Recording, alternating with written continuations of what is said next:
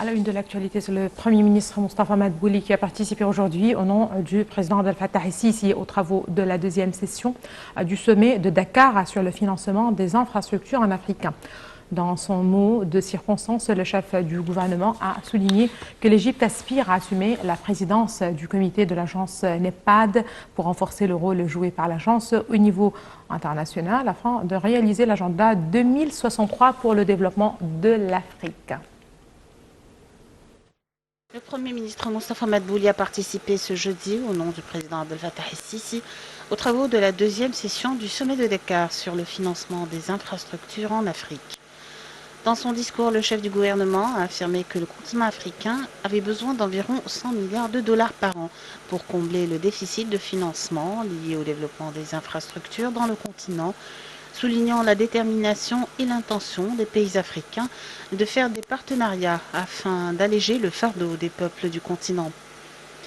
M. Madbouli a également déclaré que la vision de l'Égypte pour le développement en Afrique se concentrait sur 5 axes, notamment la liaison entre les pays du continent, la promotion pour les projets d'infrastructures africains et la stimulation des politiques des investissements. Il a également souligné que l'Égypte contribuait à promouvoir les projets africains pour mobiliser les fonds nécessaires pour la mise en œuvre des projets de développement géants de l'infrastructure existante, soulignant la nécessité pour les pays africains de partager leurs expériences entre eux. Madbouli s'était rendu mercredi au Sénégal à la tête d'une importante délégation officielle qui regroupe les ministres de l'électricité, de l'habitat, des transports ainsi que des représentants des entreprises égyptiennes travaillant dans le domaine des infrastructures.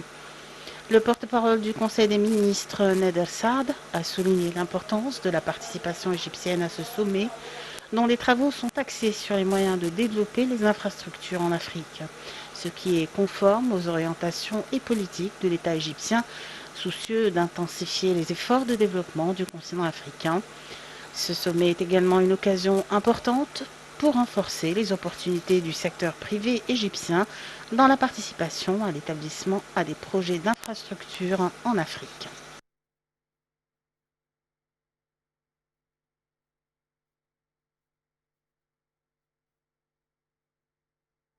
D'autre part, le ministre égyptien des Affaires étrangères, Sameh Choukri, a souligné l'importance de s'appuyer sur la dynamique que connaissent les relations entre l'Égypte et l'Italie au cours de la dernière période et les visites réciproques effectuées par le haut responsable de deux pays, dont notamment la visite qu'avait effectuée la première ministre italienne Giorgia Meloni en Égypte et sa rencontre avec le président Sisi lors de la 27e conférence des parties à la Convention cadre des Nations Unies sur le changement climatique, COP27.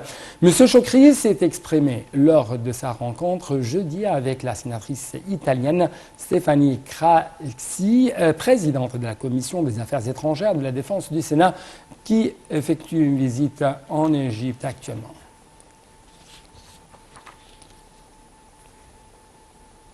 Le chef d'état-major des forces armées, le général Oussama Askar, s'est entretenu avec son homologue béninois, Fructueux Bigidi, et la délégation qui l'accompagne. La rencontre a porté sur un nombre de dossiers d'intérêt commun, ainsi que la coopération militaire entre les deux pays.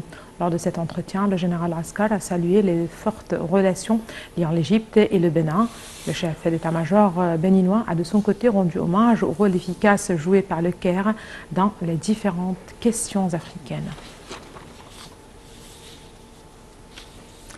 Coïncidant avec le 71e anniversaire de la journée de la police, le ministère de l'Intérieur a envoyé un certain nombre d'agents pour visiter les hôpitaux, les orphelinats et les maisons de retraite. Les policiers ont également continué à distribuer de roses aux citoyens dans les rues.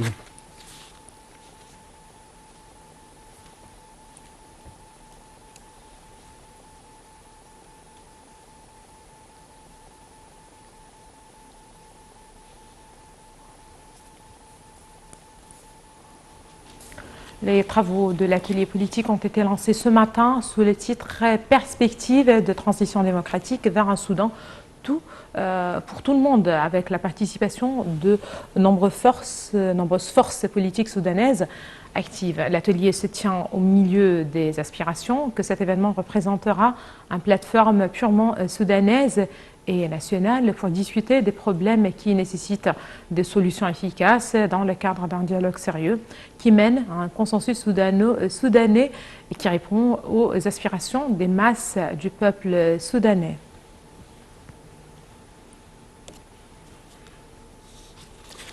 La Banque centrale égyptienne a annoncé que les envois de fonds des Égyptiens à l'étranger ont enregistré 6,4 milliards de dollars au cours de la période de juillet à septembre de l'année dernière 2022.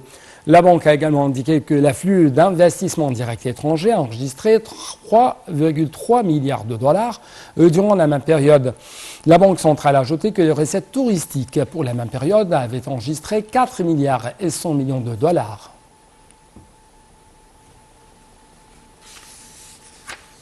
On passe aux indices de la Bourse du Caire qui ont collectivement haussé au cours des échanges d'aujourd'hui, soutenus par des opérations d'achat de la part d'investisseurs étrangers, des institutions arabes et des individus égyptiens. L'indice principal, le JX30, a grimpé de 0,5% au niveau de 16 507 points et les indices secondaires, le JX70 et le JX100, ont haussé de 0,7% et 0,8% respectivement.